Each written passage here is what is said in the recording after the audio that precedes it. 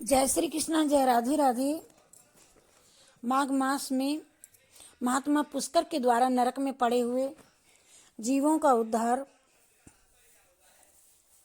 नरक के जीवों ने कहा कि विप्रवर, हमने पृथ्वी पर कोई पुण्य नहीं किया था, इसी से इस यात्रा में पड़कर के जलते और बहुत कष्ट उठाते हैं।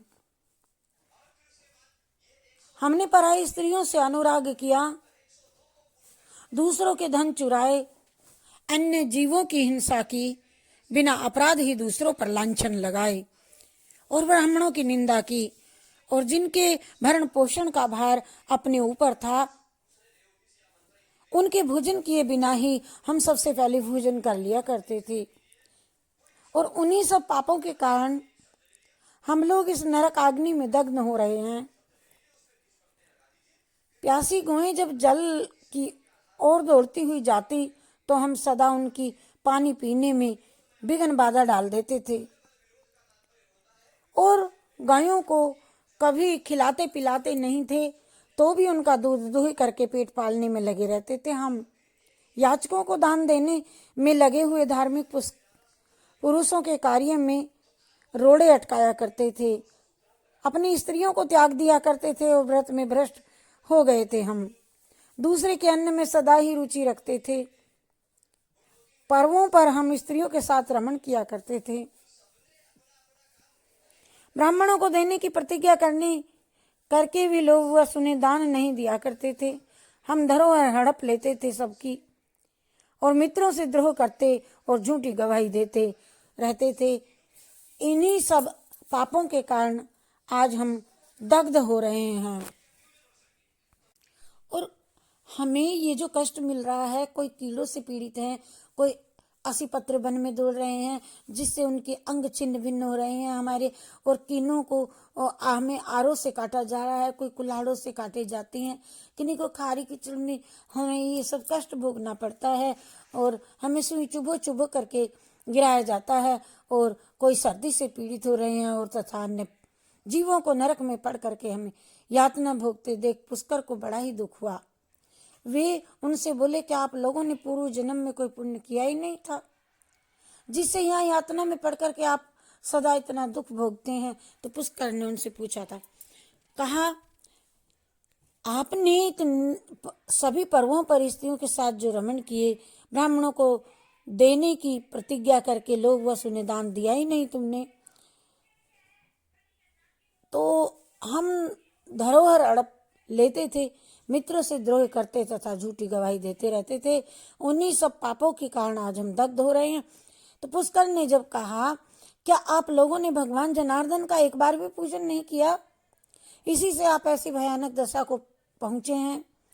जिन्होंने समस्त लोगों के स्वामी भगवान पुरुषोत्तम का पूजन किया है, उन मनुष्यों को मोक्ष तक तो हो सकता है, फिर पाप अक्षय की तो बात ही क्या है। प्राय आप लोग ने श्री पुरुषोत्तम के चरणों में मस्तक नहीं झुकाया है, इसी से आपको इस अत्यंत भयंकर नरक की प्राप्ति हुई है। अब यहाँ हाहाकार करने से क्या लाभ? निरंतर भगवान श्री हरि का स्मरण कीजिए। वे श्री विष्णु समस्त पापों का नाश करने वाले हैं। मैं भी यहाँ जगदीश्वर के नामों का कीर्तन करता हूँ, वे नाम निश्चय ही आपका कल्याण करेंगे। नरक के जीवों ने कहा, ब्राह्मण, हमारा अंतःकरण अपवित्र है, हम अपने पाप से संतप्त हैं। ऐसे समय में आपके शरीर को छू करके बहने वाली वायु हमें परम आनंद प्राप्त करती है। आपके शरीर को छू करके जब हमें वायु मिलती है वह परम आनंद प्रदान करती है। और धर्मात्मन, आप कुछ देर तक यहीं ठहरिए, जिससे हम दुखी जीवों को अक्षण भर भी तो सुख मिल सके। ब्राह्मण, आपके दर्शन से भी हमें बड़ा संतोष होता है। अहो, हम पापी जीवों पर भी आपकी कितनी दया है। यमराज ने कहा, धर्म के ज्ञाता पुष्कर, तुमने नरक देख लिए, अब जाओ, तुम्हारी पत्नी दुख और शोक में डूब करके रो रही है। पुष्कर जी बोले, भगवान, जब तक इन दुखी जीवों की आवाज कानों में पड़ती है तब तक मैं कैसे चला जाऊं? जाने पर भी वहां मुझे क्या सुख मिलेगा? आपके किंकरों की मार खा करके जो आग के ढेर में गिर रहे हैं, उन नारकीय जीवों की ये दिन रात की पुकार सुनिए। कितने ही जीवों के मुख से निकली हुई ये ध्वनि सुनाई मुझे देती है, हाय मुझे बचाओ, मेरी रक्षा करो, रक्षा करो। समस्त भूतों के आत्मा और ईश्वर के ईश्वर, सबके ईश्वर, सर्वव्यापी श्री हरि की मैं नित्य आराधना करता हूँ। इस सत्य के प्रभाव से नारकीय जीव तत्काल मुक्त हो जाएं। भगवान विष्णु सब में स्थित हैं और सब कुछ भगवान विष्णु में स्थित है। इस सत्य से नारकीय जीवों का तुरंत क्लेश से छुटकारा हो जाए।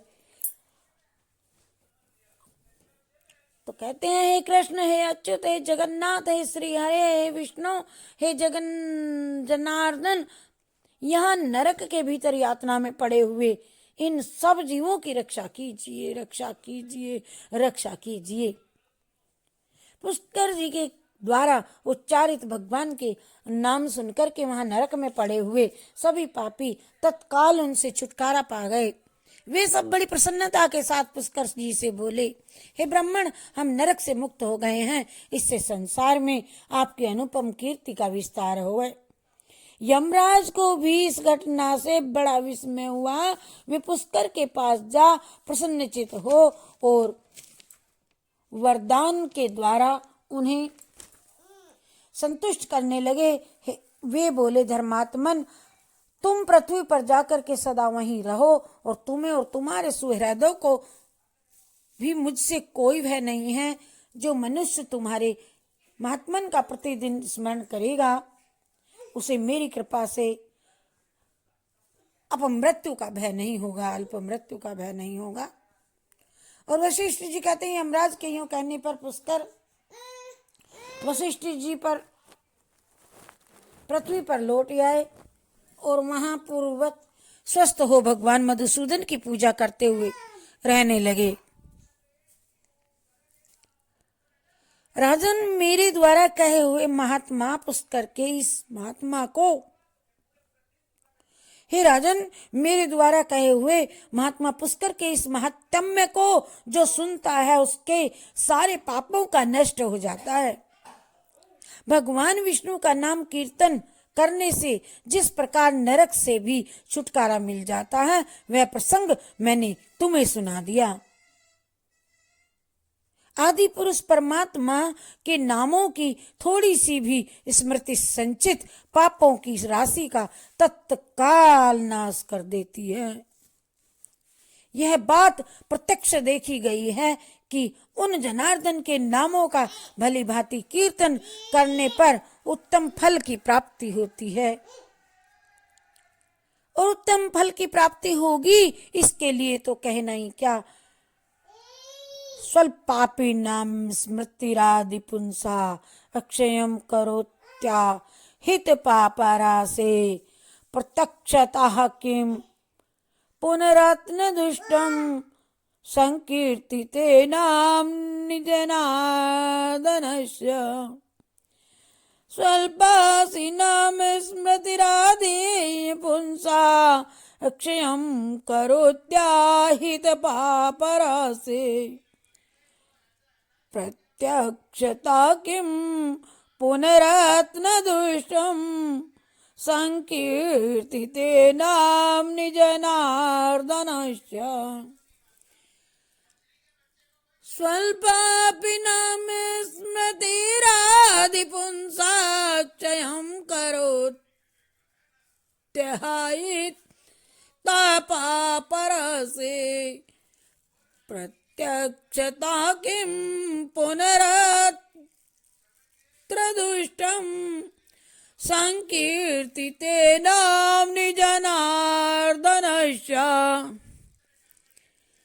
स्वल्पादिनाम स्मृतिरादि पुंसा क्षयं करोत्याहित पापरसे प्रत्यक्षता किं पुनरत्र दुष्टं संकीर्तिते नाम्नि जनार्दनस्य यत्र योगेश्वरो कृष्ण यत्र पार्थो धनुर्धरा तत्र श्रीर्विद्युर्भूतिर्धुवनीतिर्मतिर्मम यत्र योगेश्वरो कृष्ण यत्र पार्थो धनुर्धरा तत्र श्रीर्विद्युर्भूतिर्धुवनीतिर्मतिर्मम